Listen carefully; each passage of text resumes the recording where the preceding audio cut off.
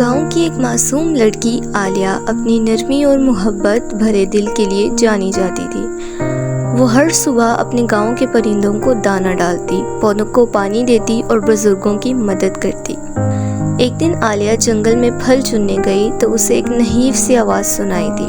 وہ پیچھے دیکھنے لگی تو دیکھا ایک خوبصورت پری کانٹوں میں الجھی ہوئی ہے۔ پری کے بال چاندی جیسے، لباس ہلکے جامنی رنگ۔ عالیہ نے فوراً احتیاط سے کانٹے ہٹا کر پری کو آزاد کیا۔ پری نے مسکرا کر کہا، تم نے میری جان بچائی، یہ لو ایک جادوئی تارا، اگر کبھی مصیبت آئے تو میرا نام لینا۔ یہ کہہ کر پری روشنی میں بدل گئی اور غائب ہو گئی۔ کچھ دنوں بعد گاؤں میں شدید قحط آ گیا۔ پانی ختم، کھیت سوکھ گئے، عالیہ کی ماں بیمار ہو گئی۔ عالیہ نے وہ جادوئی تارا نکالا اور پری کا نام پکارا۔ آسمان چمکا اور پری ظاہر ہوئی۔ اس نے اپنی چھڑی زمین پر ماری اور ایک چشمہ پھوٹ پڑا۔ پانی کی دھار سے گاؤں میں ہریالی لوٹ آئی۔